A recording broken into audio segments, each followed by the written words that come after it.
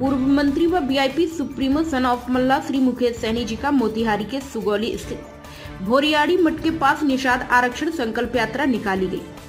श्री मुकेश सहनी जी ने जनसभा को संबोधित करते हुए कहा कि दिल्ली वालों को गलतफहमी हो गई है।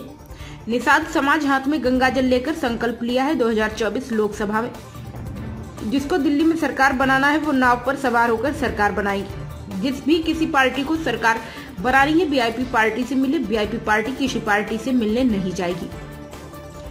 वीआईपी पार्टी अपने संघर्ष के आगे की लड़ाई लड़ता रहेगा। निषाद समाज को आरक्षण तो वोट लो, मेरा नारा है आरक्षण नहीं तो गठबंधन नहीं, गठबंधन नहीं तो वोट नहीं। निषाद आरक्षण संकल्प यात्रा के तहत तीसरा चरण में वीआईपी पार्टी के लिए दिखे अभूतपूर्व जन समर्थन से यह स्पष्ट है कि हर हाल में निषाद आरक्षण लेकर रहेंगे। आइए जानते हैं क्या कुछ कह रहे हैं श्री मुकेश सहनी जी। आप सभी को खास करके हमारे अशोक जी, मनोज जी, आप सभी को धन्यवाद देता हूँ कि आप लोगों ने बहुत ही अच्छा शानदार कार्यक्रम किया है। साथियों, ये संकल्प यात्रा के द्वारा आपके बीच में हम लोग आए हैं। इस आजाद भारत में अगर सर उठा के जीना है, मान सम्मान अधिकार के साथ जीना है, अगर आप बेहतर जिंदगी जीना चाहते हैं, अगर आप चाहते हैं कि आपके बच्चे अच्छे जिंदगी जिए, तो इसके लिए मात्र दो काम करना है। एक, आप एक रोटी कम खाइए लेकिन अपने बच्चे को पढ़ा लिखा के काबिल बनाइए। जब तक आपका समाज, आपके बच्चे शिक्षित नहीं होंगे तब तक आपका समाज आगे नहीं बढ़ेगा।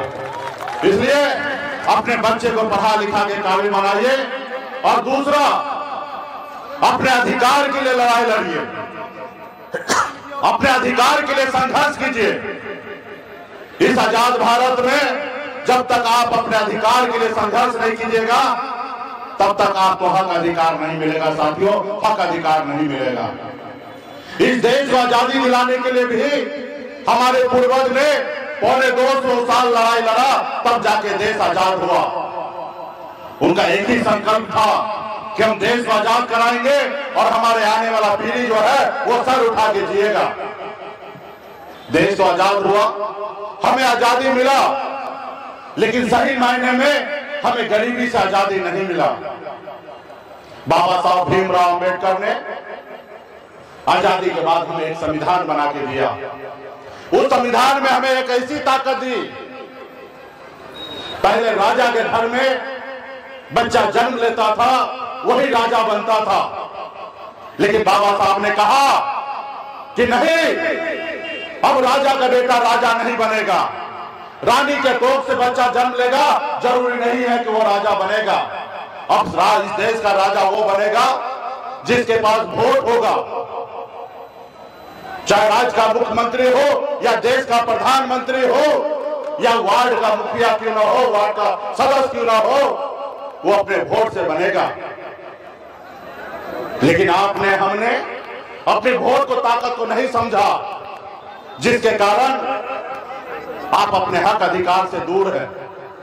जिन लोगों ने अपने हक अधिकार को समझा, अपने वोट को, ताकत को समझा, उन्होंने बिहार नहीं पूरे देश में परिवर्तन लाया। साथियों, परिवर्तन लाया।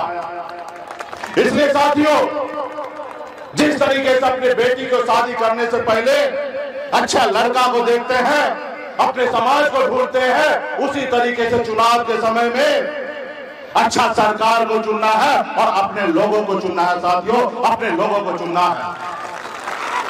इसलिए साथियों, आज हर समाज आगे बढ़ रहा है।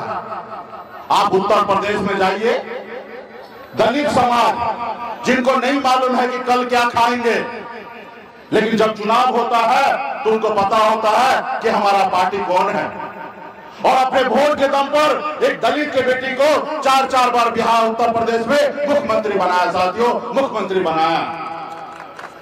हमारे लालू प्रसाद यादव जी देखिए, ये पैसे के दम पर बिहार में मुख्यमंत्री नहीं बने, अपने लोगों के सहयोग से बिहार का मुख्यमंत्री बने। साथियों, अपने लोगों के सहयोग से। उसी तरीके से आपको, हमको संघर्ष करना है। और आप देखिए, जिसका सरकार होता वो कहता है कि मैं सरकार वाला जात हूं, उसका चलती आता है।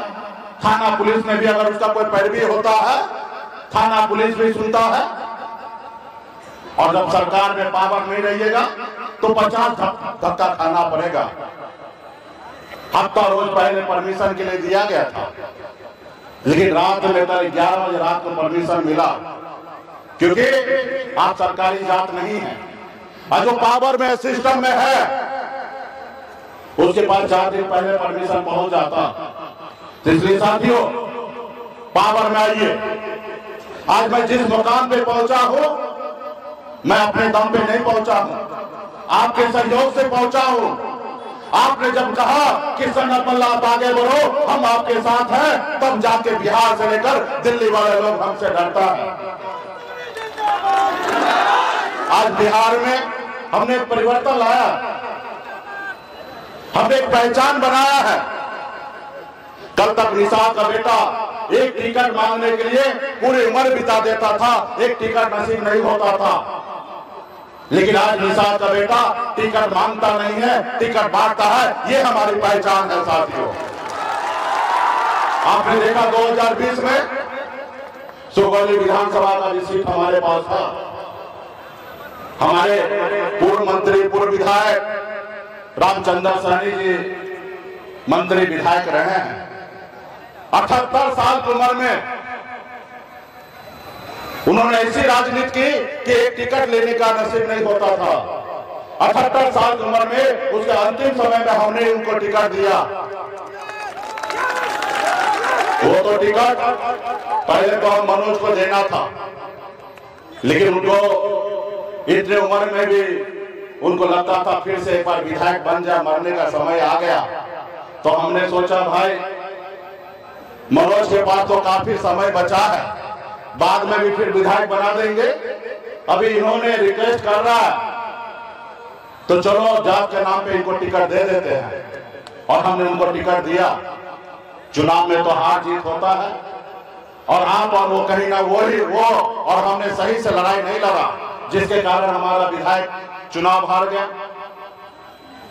उसके बाद 78 साल के बाद उनको समाज के साथ रहना चाहिए, अपने लोगों के साथ रहना चाहिए। वो कभी हमारे पार्टी में काम नहीं किए, लेकिन मैंने उनको जात के नाम पे उनको टिकट दिया। और उन्होंने क्या किया?